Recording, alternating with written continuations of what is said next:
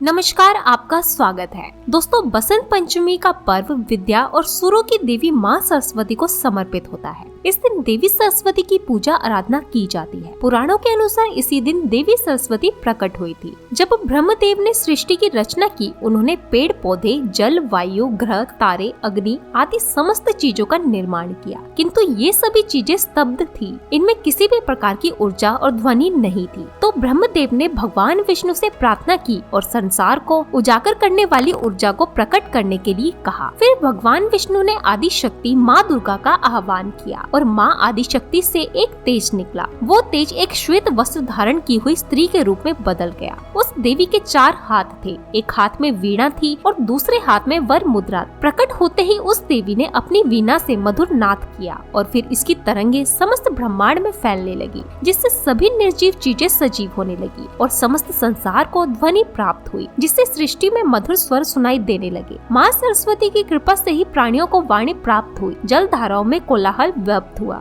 और वायु से भी सरसराहट होने लगी। तभी सभी देवताओं ने सुर प्रदान करने वाली इस देवी को सरस्वती नाम दिया। इस प्रकार से माँ सरस्वती की उत्पत्ति हुई। माना जाता है कि वो दिन बसंत पंचमी का था। इसी कारण से इस दिन से देवी सरस्वती की पूजा की जाने लगी। देवी सरस्वती की 4 भुजाएं हैं। वे श्वेत वस्त्र धारण करती हैं और उनका वाहन मयूर है, अर्थात मोर पक्षी माँ सरस्वती का वाहन है। इसी कारण से देवी सरस्वती की पूजा में मोर पंख का प्रयोग करना बहुत ही महत्वपूर्ण होता है। इस वर्ष 26 जनवरी 2023 गुरुवार के दिन बसंत पंचमी का पर्व मनाया जाएगा। देवी सरस्वती को प्रसन्न करने के लिए मनुष्य नाना प्रकार से उनकी पूजा आराधना करते हैं। देवी सरस्वती की पूजा करने से ज्ञान, बुद्धि और तेज की प्राप्ति होती है। माँ की पूजा करने वालों को जीवन में कभी निराशा नहीं मिलती है। माँ सरस्वती विद्या की देवी है, इसलिए विद्यार्थियों के लिए इस दिन का बहुत अधिक महत्व होता है। शास्त्रों में कहा गया है कि जिन व्यक्तियों की जुबान पर देवी सरस्वती का निवास होता है, वो बहुत ही बुद्धिमान और ज्ञानी होते हैं। उनकी बुद्धि अत्यंत कुशाग्र होती है और वे संसार में कीर्ति प्राप्त करते हैं। कला के क्षेत्र में काम करने वाले लोगों के लिए माँ सरस्वती का महत्व बहुत अधिक होता है। भगवान श्री कृष्ण कहते हैं, जिस घर में देवी सरस्वती निवास करती है, उस घर में कभी अशांति, दुख और पराजय नहीं आती है।